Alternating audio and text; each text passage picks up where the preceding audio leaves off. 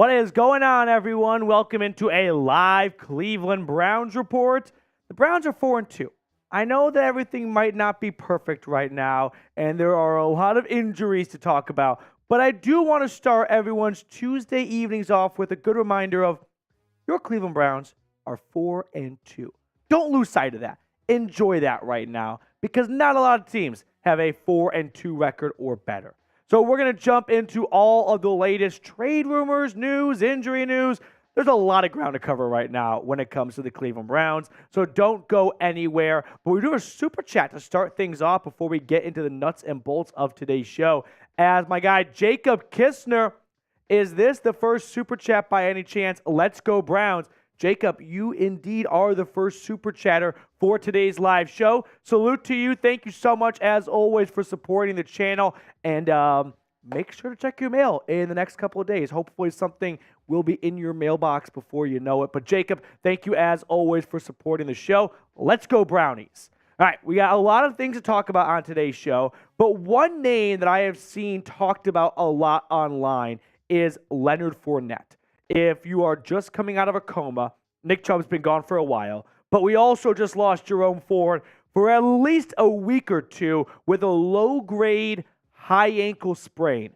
So that leaves Kareem Hunt, who looked pretty good against the Colts, which, by the way, I didn't think about it until after the game. I forgot where I saw this, but the Colts brought Kareem Hunt in for a visit in August. Didn't sign him. That single-handedly cost them a game. I mean, Kareem Hunt scored 2 touchdowns in that game. If Kareem Hunt is on their sideline, there's a very real chance the Colts win that game. So a good revenge element for Kareem Hunt on Sunday. But with Jerome Ford down for a week or two, maybe longer, ankle injuries they're never easily predictable, right? It's never a quick turnaround, or it's never a smooth return.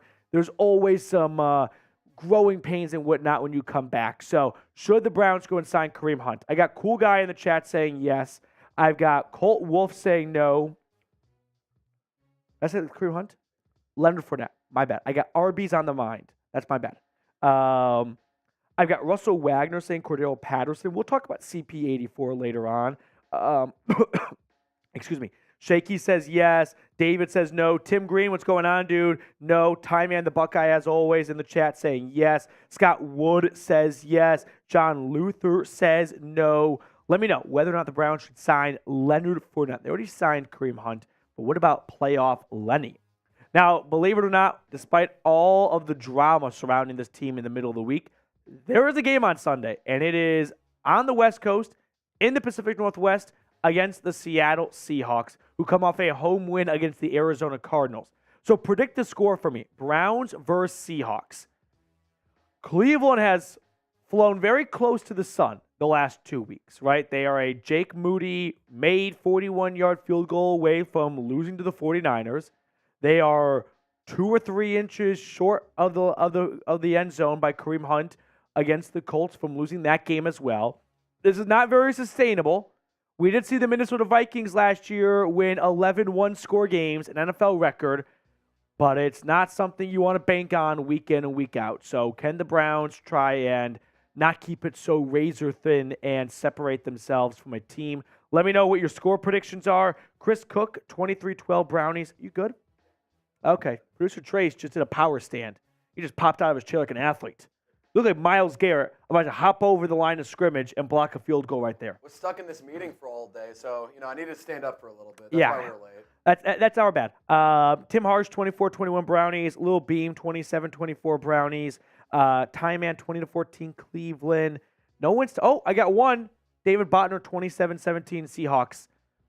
I think before the season I picked Seattle to win, and honestly, I wouldn't be shocked if Seattle wins. They're at home. The Browns have an absolute shit show going on at the quarterback position, and the Seahawks are a well-coached team, and they don't have as big of a shit show going on in their locker room. So it's very plausible that Seattle wins this game, no doubt about it. Obviously, we want to pull for the Browns, and even if you say the Seahawks win, a part of you dies on the inside, but this game scares me. No doubt about that one. All right, before we get into the show, where are you watching from? Shout out your city. Let me know down in the chat right now where you are tuning in from. It's always good to see the same names and faces.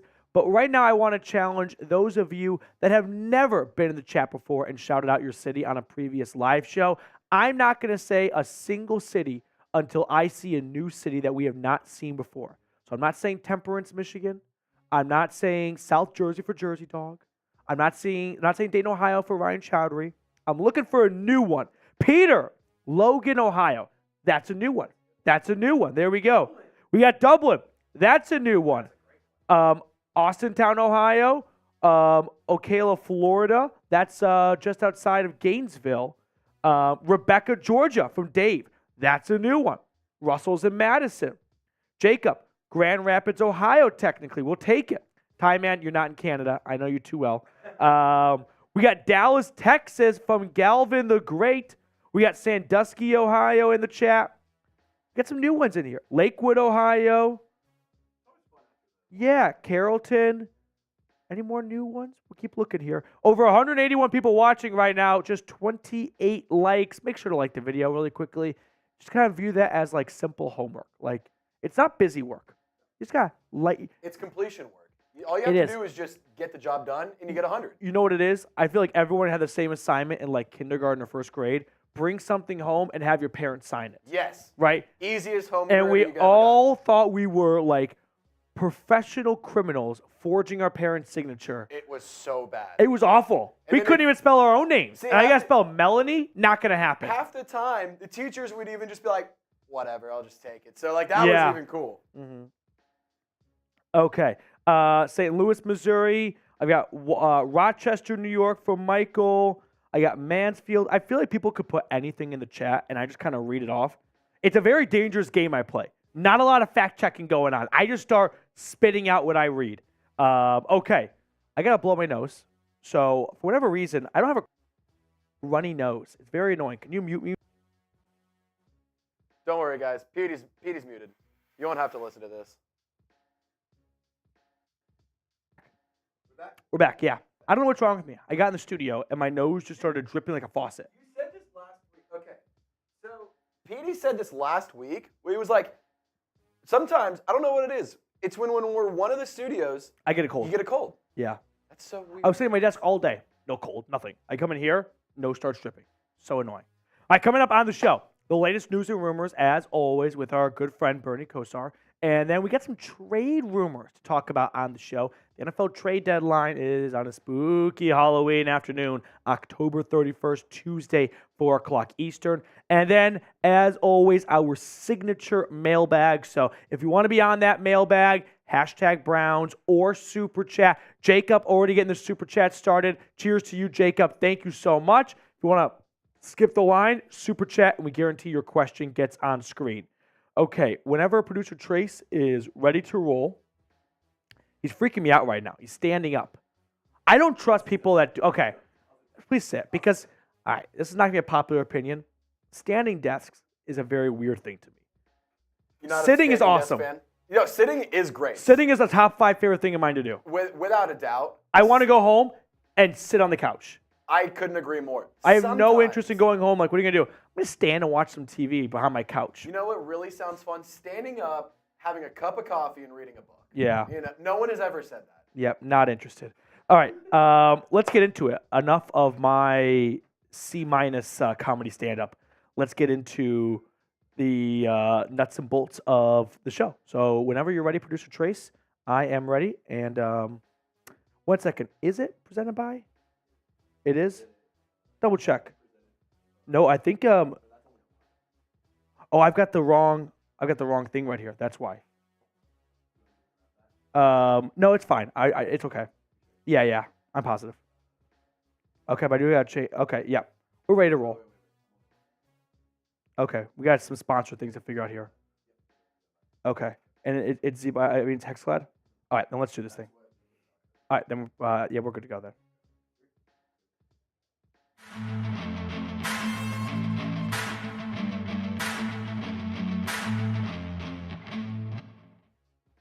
Today's Cleveland Browns report is sponsored by Hexclad. Get 10% off the best dishes out there when you go to hexclad.com/chatsports. All that information is in the comments and description of today's video, which we'll touch on later on. But let's get into the latest on your Cleveland Browns. We got some news to get to here as Brad Stainbrook tweeted out, source, Browns are signing running back Jordan Wilkins to the practice squad. So with Jerome Ford dealing with a low-grade high ankle sprain injury, it looks like the Browns are bringing back Jordan Wilkins, who was briefly with this team, if you remember, back in August for like the last week and a half or so of training camp. And right before the season got kicked off, he was only on the team for like 8 or 9 days before they released him. But the Browns are bringing back someone who's a little bit more familiar with this offense and what Kevin Stefanski wants to do to try and minimize the catch-up they have to do mid-season. We'll show Jordan Wilkins' career stats right now. I mean, he hasn't really been a dynamic rusher. He hasn't been the best between the tackles. He was with the Colts for a long time.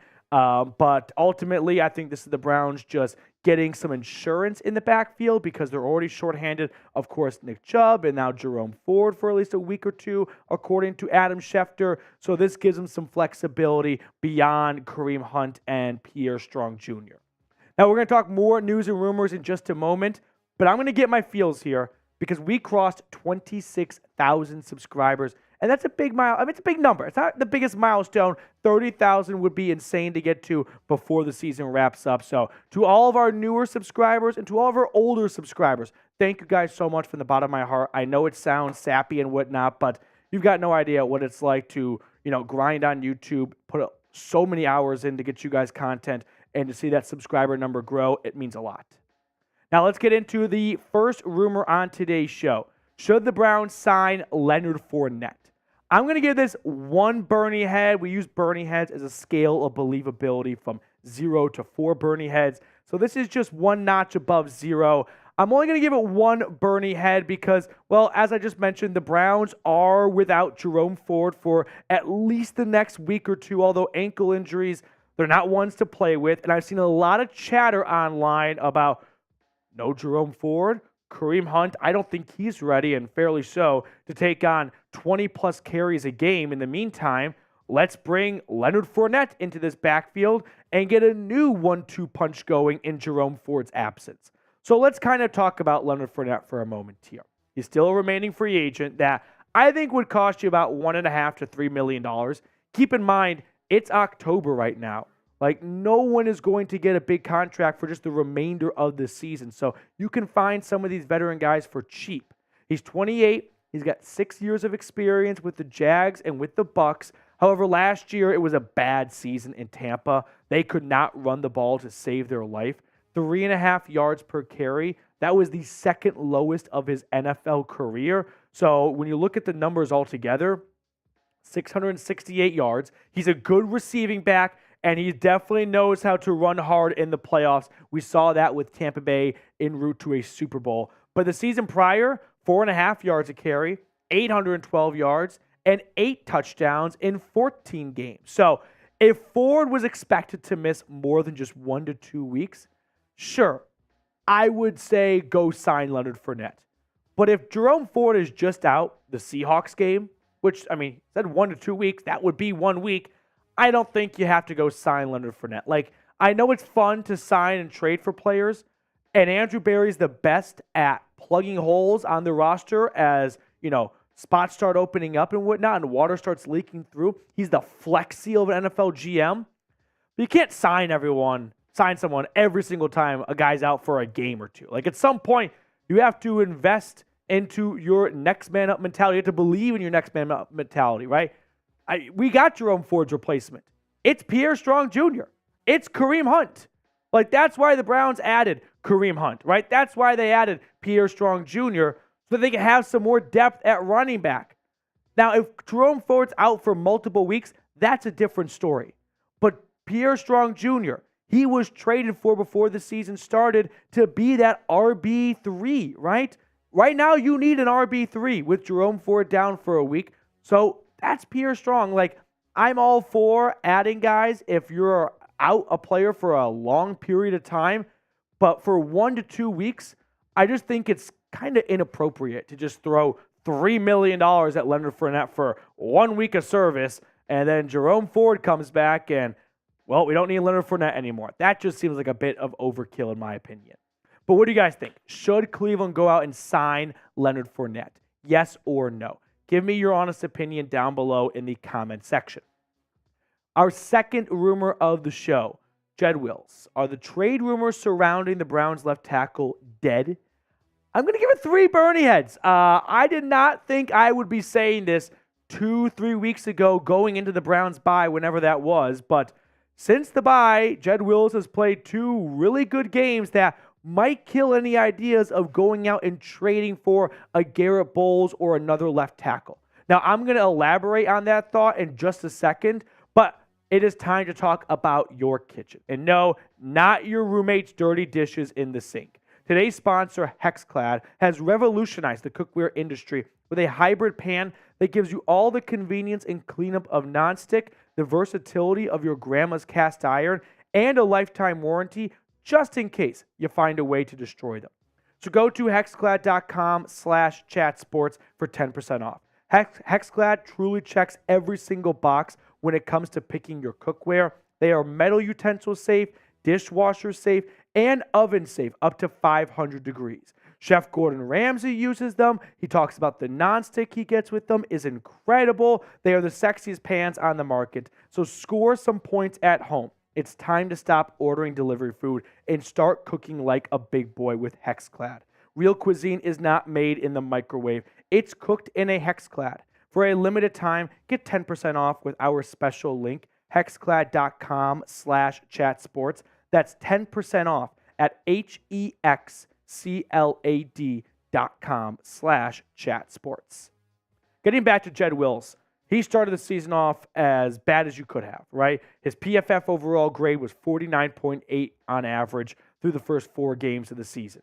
However, after the bye in weeks 6 and 7, look at that. It's gone up 15.5 points, 15 plus. His pass blocking grade is up. His run blocking grade is up. Pressures are way down. Sacks allowed is down. Sure, he's played fewer snaps and fewer games, but there is an obvious and clear improvement that has been made by Jed Wills coming out of the bye. So I think at this point he has improved enough that if we get the last 2 weeks of Jed Wills for the rest of the season, then we can roll with that. That's not going to be a liability, right? That's not going to be the thing that holds you back from winning a playoff game. As long as we get the last 2 weeks of Jed Wills.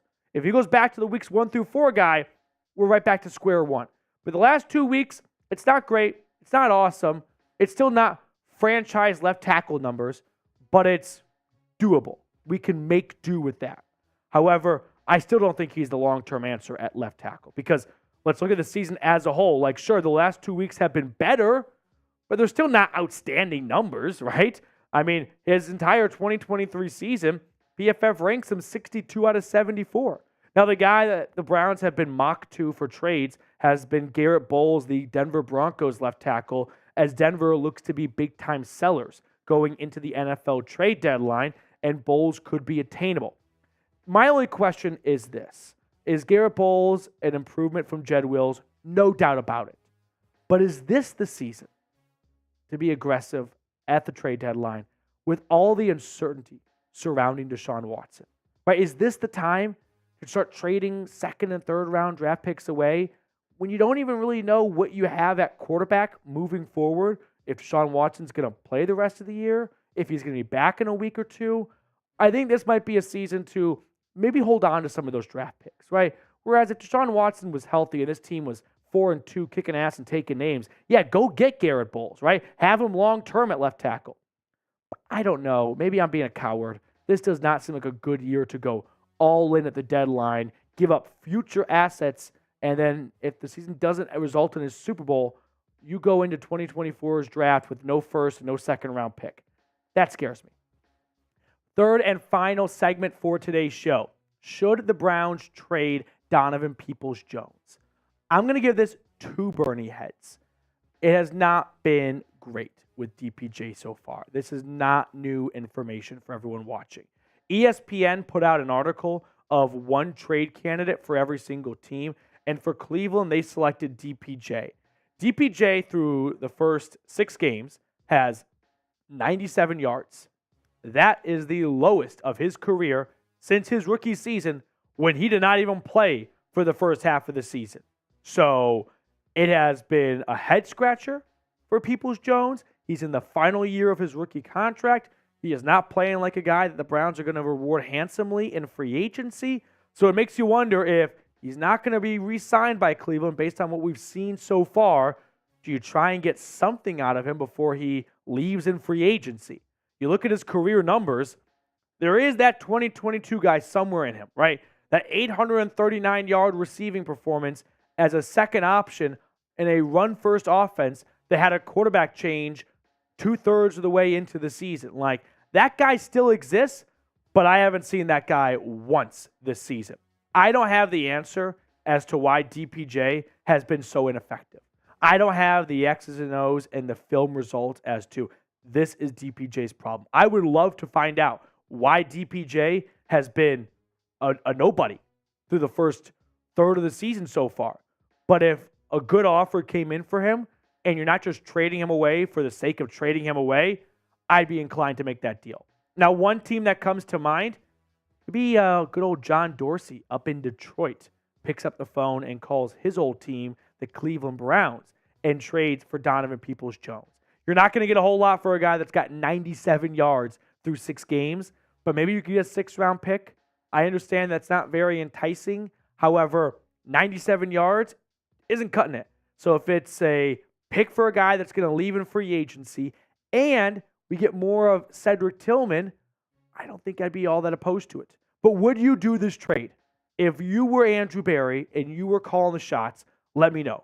Trade or pass down in the comment section.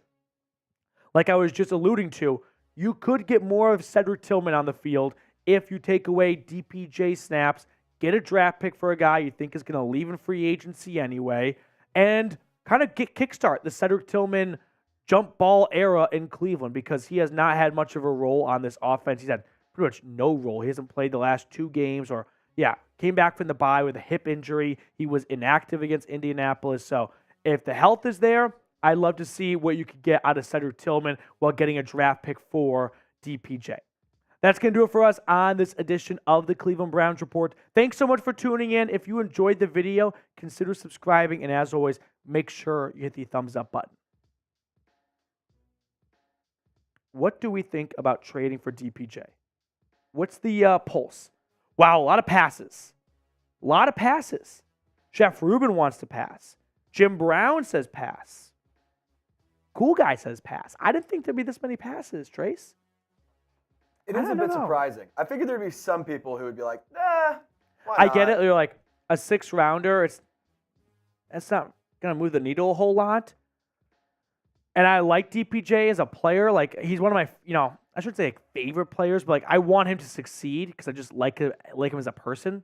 But I just haven't seen a whole lot from him in the first 6 weeks to believe there's going to be a whole lot on the other side of the trade deadline that warrants holding on to him if you could maybe get something for a guy that's in the last year of his contract.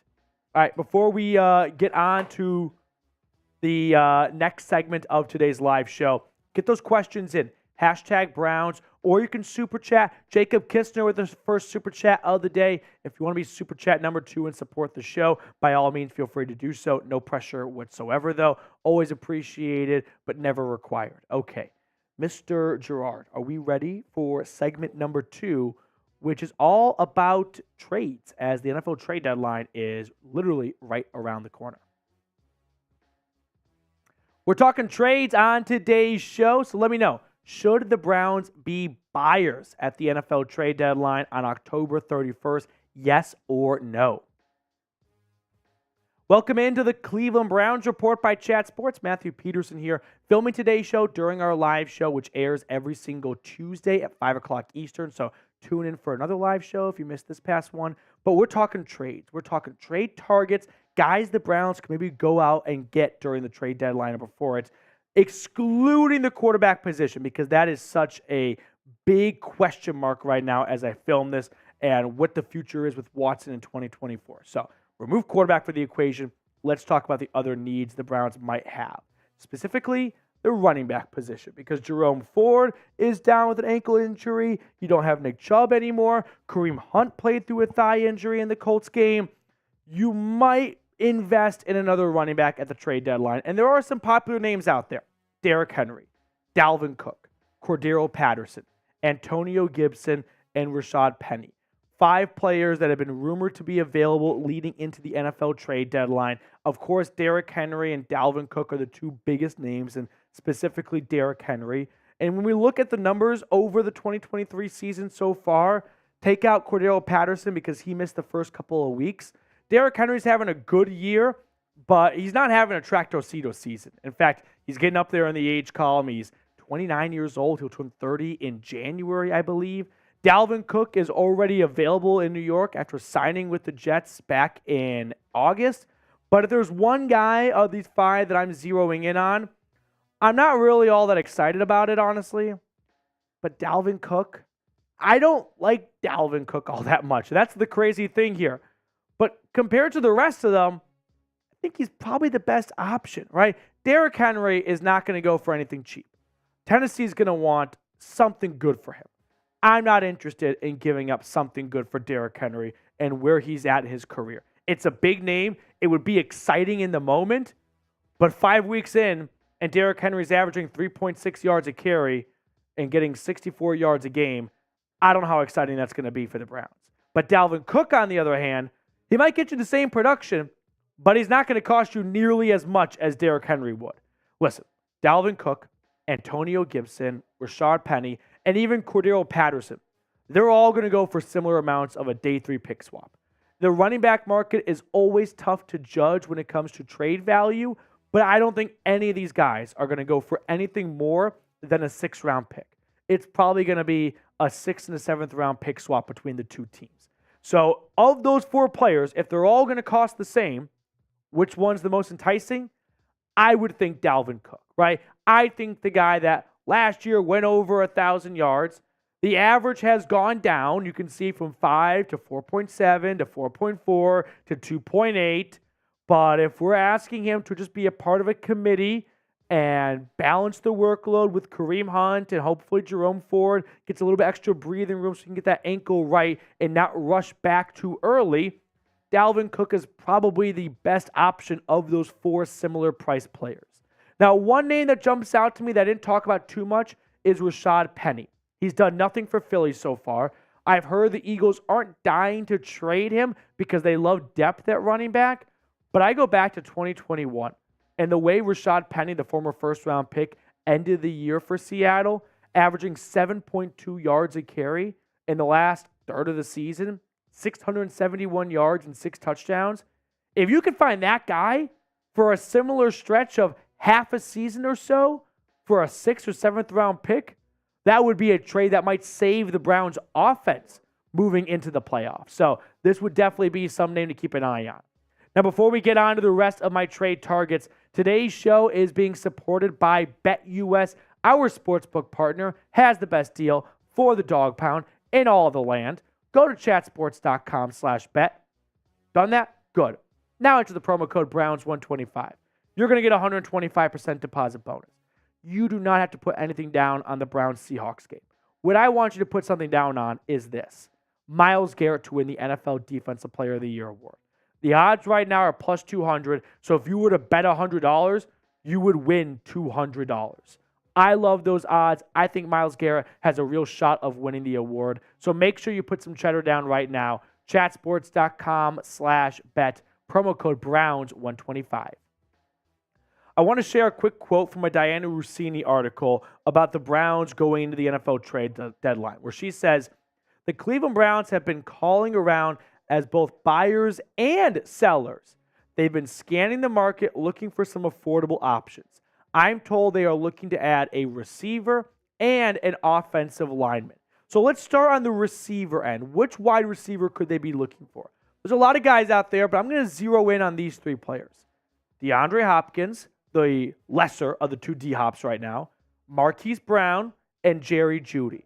So far, the 3 players are off to okay to solid starts. No one's really blown me away yet. I bet you didn't think Marquise Brown has been the better of these three guys so far, but he's got the most receptions, the most yards, and the most touchdowns.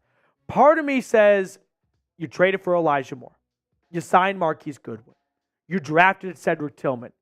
You traded for Amari Cooper a little while ago. You made your bed. Now you got to sleep in it. Like, at some point, even someone like me who loves how aggressive Andrew Berry is goes, you can't go full Rams mode and trade all the picks unless you've got a very healthy offense and defense, which they don't have right now. Stick with the additions you made and don't give up more assets and really start digging yourself a bigger hole in the future if you don't hoist the Lombardi in February. That's the coward in me. That's the pussy in me, if I'm being honest, okay? Let's just get to the point. But another part of me says this. This defense is too good to waste. This team has too much talent on it. This team is 4-2. The offense needs playmakers if they have a bad or injured quarterback. Go get more playmakers and keep this season afloat. I have both guys. I've got the devil and the angel on my shoulder. One saying, caution, caution, yellow light. The other one says, never be the first guy to red light. Go for it.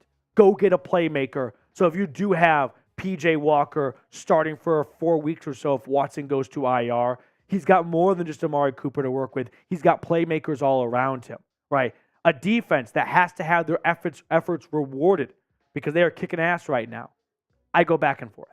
So honestly, you tell me, should the Browns add a wide receiver? I want the people to decide because I can't make up my mind right now. Add or pass? Give me your honest opinion in the comment section. Now, the other part that Rossini mentioned was offensive line. There are two guys that I've seen talked about a lot as potential trade candidates.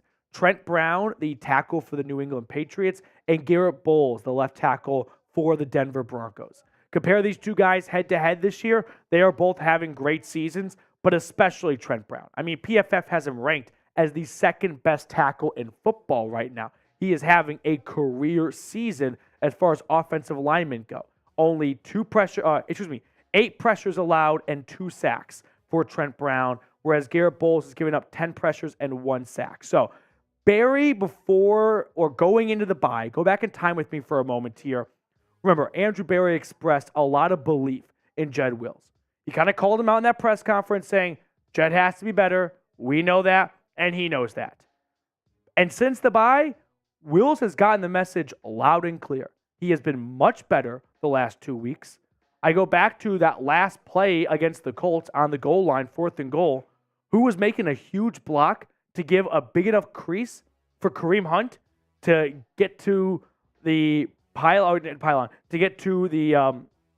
end zone? Jed Wills was. They ran to the left side, not the right side. So I could see the Browns saying, Jed Wills got the message. He's picked it up. Let's stick with him the rest of the year. Let's not shake it up too much right now, and let's see if he can, keep the fort down, hold the fort down, and keep it together for the rest of the season. And if he's not the guy in 2024, we'll address that in the offseason. But for now, we're going to stick with him as our left tackle because he has played much better since the bye. All right, that's going to do it for us on today's show. Thanks so much for tuning in. Hit me up on Twitter at Matthew Petey. If you ever want to talk Brownies, my DMs are always open. More than happy to respond and whatnot. So follow me over on Twitter if you have not already. Should the Browns add a wide receiver? I don't know. I really don't know. I know that I'm supposed to be the guy that gives you guys the answer, but I don't have the answer right now. Like, you traded a second rounder for Elijah Moore or a second and third round swap. You know what I mean? You used a third round pick on Cedric Tillman. You signed Marquise Goodwin. At what point do you got to go, the moves have been made? It's up to you guys to figure it out. That's where I'm kind of at. See, I almost think that you could trade for a wide receiver, but I don't want to go get a wide receiver 1 or a 2. Yeah. Go get a 3 or a 4. Go get somebody that's not a big name. I see. Not a Devontae Adams, not a D-Hop. I think right. You could get a better value out of a lower tier guy because, like you said, you don't want to give up a ton of value or trade compensation. We got Miami Mac in the chat. Miami Mac in the chat. Good to see you, dude. Miami Mac says, a receiver ain't going to do squat if he can't get the ball. That is a fair point. And I don't have a counter to that. All I'll say is if this defense is going to kick ass and the quarterback play is going to suffer or continue, being underwhelming, one way to jumpstart it is to get more playmakers to help the quarterback to, turn a 4-yard gain into a 10-yard gain and a first down and kind of get the rhythm going offensively. Kind of like Brock Purdy with the 49ers. Like, they lose Deebo Samuel, and he has not really looked like the same quarterback since then. Chef Ruben with a $10 super chat. Let's go, Chef. Yes, Chef. We got to have a QB to pass to DPJ. Trade DPJ? Nah. DPJ is talent. I'm not sold on Elijah Moore or Marquise Goodwin. Who else do we have after those two? DPJ is worth more than a lousy draft pick that may not pan out. I agree. Like, I'm not going to stand here and say 7th and 6th round picks always work out. I will remind you, DPJ, ironically enough, was a 6th round draft pick, but he is a very talented player. We saw that last year. And that's why I said, I don't know why it's not working, but it's not working, right? That much is clear to me. And there are a lot of other receivers with below average quarterback play doing much better than DPJ. So at some point, when does it shift from being 100% on the quarterback to some blood is on DPJ's hands for his 97 total yards through 6 games thus far? But Chef Ruben, I feel your frustration, right? I absolutely do. Elijah Moore needs to pick it up. I mean, he's averaging, like, over the course of a season, 650 yards. That's not going to do it. We need more. We need more for more. We need more results. No question about it. Chef, thank you so much for the super chat. Really appreciate you. We will include that super chat in our mailbag, which, by the way, is the next part of our show. So start getting those questions in, #Browns as always, or you can super chat like Jacob and Chef Ruben have so far, and we will guarantee your question gets on screen. Yeah, let's do that one. And then we'll end with the 2 super chats so far. Yeah. Yeah. Mm-hmm. We got AFX Apocalypse in the chat. Do we need more questions? Okay. Trey says we are good. But if you have a last-minute question, if you have questions, #Browns, or you can super chat. Yeah. I am ready when you are. Mailbag time here on the Cleveland Browns Report. First question coming in from my favorite entertainment company, Prestige Worldwide. Sign Carson Wentz or another free agent QB if Watson is out for long term. We're filming today's mailbag during our live show Tuesday at 5 o'clock Eastern. But if Watson is out long term, like if he goes on IR and is out for at least 4 games, yeah, the Browns are definitely going to do their homework on the free agent quarterbacks out there because I don't think P.J. Walker should and could start 4 games for this team. But I don't like the idea of signing Carson Wentz. That much I am sure of. Like, Carson Wentz is a headache for teams. I don't want him to be my headache. Carson Wentz had an MVP caliber season a long, long time ago. But since then, he has stunk it up. And specifically, he always kind of sucks the second half of the season. Remember when he was in Indy and they were going to go to the playoffs and then they choked it away down the stretch? That's Carson Wentz at his finest right there, right? With Philly last year, with the Commanders, he was not good at the end of the season. So I'm not interested in Carson Wentz. He might be technically better, yes, than P.J. Walker, but I just don't want to be the laughingstock. And I just can't stand it if the Browns get Carson Wentz and they suck. And what people are going to say online, I don't want to go through that. I don't want to go through that. No Carson Wentz. Decline. Now, speaking of Carson Wentz, who is the most overrated quarterback in the NFL? I know that I am opening this up to a lot of jokes, but I think in order to be the most overrated quarterback in the NFL, you have to be a highly rated quarterback, right? So who's highly rated right now? Wins aren't a QB stat, but go look at Justin Herbert's record. I think he's got the most losses of any quarterback since entering the league in 2020. Put that out there. Chef Ruben, next one up. Which QB are the Browns going to sign? Brissett or Cousins? Kirk Cousins is staying in Minnesota, especially after the Vikings beat the 49ers on Monday Night Football. They are not selling. They're going to keep it together, and they're going to try and figure this out. Jacoby Brissett, very well could happen. If Watson does go on IR or is expected to miss multiple weeks, I could see Andrew Berry giving Washington a call and asking the asking price for the backup quarterback for the Commanders. If Jacoby Brissett does come back, that would be a huge lift for this offense, but I maintain my stance of if Watson's only going to be out for a week or two max, it just doesn't make a ton of sense to me to give up a good draft pick for a quarterback that might only play 1 or 2 games max. If Watson's going to miss more time, go get Jacoby Brissett. But we have seen with PJ Walker, this team can win ball games with him for 1 or 2 weeks. Let's not push our luck, but let's not trade things for players that might not play a whole lot. Lil Beam, next one up. Who should the Browns look at during the trade deadline? And should the Browns bring back Dearness Johnson? And if so, what would it cost? Who should the Browns look at the trade deadline? Let's kind of approach this question by the Browns' biggest needs going into the trade deadline. They're good defensively. I don't think you have to add a single defender. Offensively, work has to be done. Quarterback would be the biggest position if Watson misses time. If Watson's not expected to miss a lot of time, there are some running backs out there. Derrick Henry is definitely a very enticing name, although he has not looked like the 2K guy we saw a few years ago. And there is something to running backs just falling off a cliff. I hate to say it, I think Derrick Henry has fallen off a cliff. Dalvin Cook would be a lot cheaper and would probably get you similar-ish numbers that Derrick Henry has provided so far for the Titans. Rashaad Penny had a really good stretch with the Seahawks, but he has done nothing so far for the Eagles. Part of me thinks Derrick Henry would just be too big of a name to pass on, but I don't want to give up a third-round pick, and I think Tennessee wants a third-round pick for him. Wide receiver-wise, I know there's been some interest in Judy before. DeAndre Hopkins has been a popular name. I don't see the Browns swinging for a big wide receiver like that. So to answer your question, if I had to pick one guy, I think as much as I hate myself for saying this, Dalvin Cook for cheap, only for cheap, would be the best bang for your buck. And Dearness Johnson, he's RB3 behind a rookie running back in Jacksonville for a reason. He had 3 great games for Cleveland back in 2021. I don't know if that guy's walking through the door in 2023.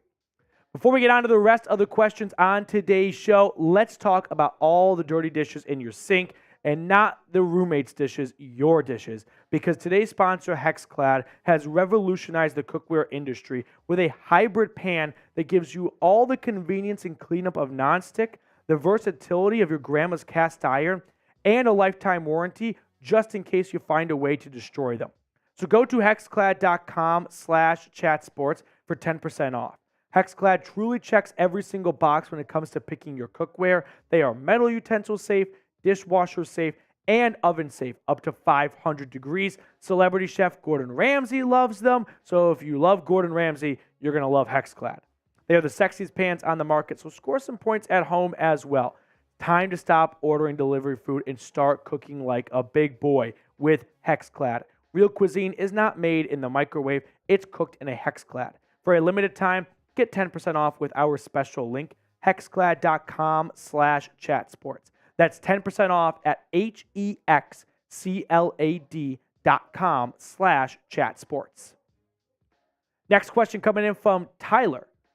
Drew Lock, oh boy, and Henry, wish we could get Devontae Adams. We won't go deep in the playoffs. We don't have a true number one receiver. Coop is good, but he isn't top 10 good, and he has never been a true number one. I don't know what you're talking about at the end there. Amari Cooper is absolutely a number one wide receiver. Like, he has put up consistent numbers throughout his entire NFL career. He is a number one wide receiver. As for trading for Drew Lock, that's an interesting idea. I don't think Seattle would do that. They brought him back to be the backup. It might say a lot that they re-signed Drew Lock after he lost the quarterback battle. They want to keep that guy with Geno Smith in their quarterback room. As for Derrick Henry, again, big, fun name. Maybe he can have a resurgence, but he has not looked like the 2K guy that we have seen for so many years. I am hesitant about trading for Derrick Henry. Ryan Zupan, what about Nick Foles if Watson goes on IR? Nick Foles is only good in Philadelphia. He is awful everywhere else. If the Browns move to Philadelphia, yeah. Otherwise, no. Next question coming in from Grant. Should the Browns be worried about Deshaun? I mean, yes. Like, the play, I think if I told Kevin Stefanski and Andrew Berry before Deshaun Watson took the field last year, his stats after, what has he played now? 6 games last year, for 10 games or so, give or take 1 or 2, is not where they probably want it to be. You can attribute blame to a lot of different parties and reasons, but a good fair amount has to go on Deshaun Watson himself. So should the Browns be worried about Deshaun Watson? Yes. From a on-the-field perspective, it has not been glamorous enough to justify what they gave up to get him. It has not been as bad as people want it to be. I think there is a good contingent of people in the national media and even in this fan base that just don't like Deshaun Watson. They don't want Deshaun Watson to succeed. So when he is not succeeding, when things aren't going well, they are extremely loud. And when Deshaun Watson does play well against the Tennessee Titans, they say nothing. So it's just not going to be a fair number of noise on both ends of the good and bad. The bad is way louder than the good is. So should the Browns be worried? If you're talking about from an injury standpoint, not too worried. I mean, if it was really that bad of a shoulder injury, he would have had to have gotten surgery already and his season would be done. But from a long-term perspective, I think it's too soon to really start hitting the panic button. Mark Stevenson, next question here. What do you think will be the key to a win against the Seahawks? Great question, Mark. Key to a win against Seattle. Their pass rush has not been good this year. So I want to see this Browns offensive line start flipping pancakes. I want IHOP in Seattle. I don't know if Seattle has IHOP, but we will open up the first one at Lumen Field. This has to be a game where the Browns win in the trenches, right? They won in the trenches against the 49ers. They kind of got pushed around at times against the Indianapolis Colts. Like, Ethan Posick on the first run for Jerome Ford was awesome. But DeForest Buckner got his fair share of licks in, and he's going to do that. But I want to see Cleveland win in the trenches. So what will be key for the Browns if they don't have a healthy Deshaun Watson or they have a mediocre at best, and that's being generous, to P.J. Walker starting? That's a game where the offensive line goes, we will pick up the tab on this one. We got this one. We're going to create big rushing holes for our running backs. We're going to give P.J. Walker time, and the receivers are going to get open with all that extra time. That's going to be key for Cleveland. They have to dominate a matchup that's already in their favor with Seattle's lack of a pass rush and the Browns' superior offensive line. Cool guy called Zone. Who do you think will be our QB in our future after Watson? DTR. I mean, cool guy. I appreciate the creativity in this question, but we are genuinely talking years down the line. Like, the Browns invested in Deshaun Watson and gave him a 5-year contract. They are in year 2 of that. I don't think they have any plans to move on from Deshaun Watson before the end of year 5. I have no idea who's even going to be in the draft at that point. So I can't give you a real answer. It could be in high school, honestly. Yeah, who knows? Kendrick, next one up. Matthew, P.J. Walker or Deshaun Watson? I like the way P.J. is looking. You are? P.J. Walker, don't get me wrong, has put up nice drives in the fourth quarter against the 49ers and the Colts to get the Browns into scoring position.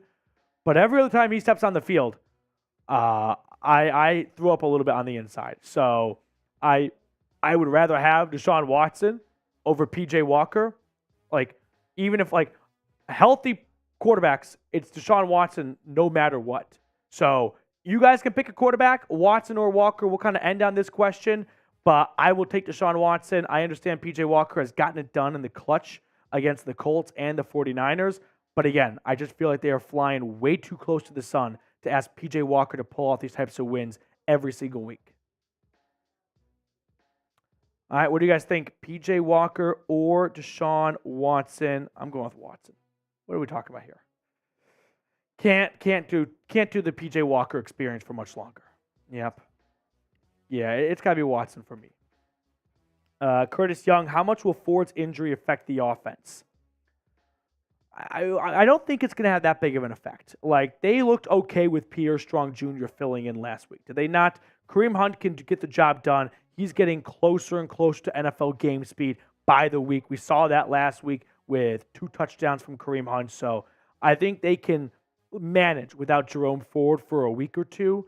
I don't think you're going to see a very different offense because Jerome Ford's not there. We got Tim Green. I'm going to Berea for tryouts next week. Speaking of tryouts, I sit next to our Eagles guy here at Chat Sports, Chase Sr. He got a Vince Papale jersey from Invincible. Yeah. Great movie. Very underrated sports movie. It really is one of those like sleeper sports movies. No Everyone one says ever football includes movie. it. It's Blindside. It's Remember the Titans. Yeah. Maybe like Longest Yard or something. No Yeah. one says Invincible. That No one movie ever rocks. does. Great movie. And they had tryouts. They were that bad. At least Tryout that's scene was what awesome. the movie told me. The tryout scene was awesome. Pee Wee's Burnt Pizza. How do you feel about the coaching job Kevin Stefanski is doing so far? I think he is cooking. Guys, he's got P.J. Walker playing 2 straight games, and they're 4-2. And they beat the 5-0 49ers, and they knocked off the Colts on the road after the defense gave up 38 points. Like, we all subscribe to the belief of, well, Jim Schwartz is going to get this team to every single win. When Jim Schwartz's defense plays well, they got turnovers, they got a touchdown, but they were still getting gashed. They were missing tackles. Like Michael Pittman Jr. had no business scoring a touchdown in that play. You got Myles Garrett jumping off sides and Alec Pierce picking up big plays. When the defense wasn't on their A game, and they will admit that was not their best performance, you still got Kevin Stefanski's offense with P.J. Walker playing 3.5 quarters, scoring over 30 points. So, yeah, I'm going to stand by Kevin Stefanski right now and saying he's doing a good job. Okay. If we get another super chat, we can stay live. But for all of our longer viewers here, you guys know how it works at the end of the show. Trace has, you already did the meeting. I think you have to go, speak of Chase, 49ers. So we're going to have Trace's services as long as we continue getting super chats. Otherwise, we do have to sign off and we do have to let Trace go on to do some other work here at Chat Sports. But nevertheless, you guys know Tuesdays are always my favorite day of the week, because I love hanging out with the diehards here at the Cleveland Browns Report. It always means a lot to me to see all the same names and faces in the chat. So I appreciate all of you guys take time out of your busy Tuesdays to come hang out and get some Browns content with me. For Trace and myself, I'm going to sign off. I'm going to let you guys go. Enjoy the rest of your week. And we will talk tomorrow probably a lot about Deshaun Watson, because the team goes back to the facility. We'll see if Watson speaks to the media. Kevin Stefanski is most likely going to say Deshaun Watson is day-to-day, but we might get an idea of how that MRI went on Monday. I got to assume no news is good news. If they got the MRI on Monday and they found out there's more damage, like, they can't hide bigger damage for much longer. So hopefully we get a better idea of Deshaun Watson's availability and whatnot tomorrow. But I will sign off, and I will see you all later.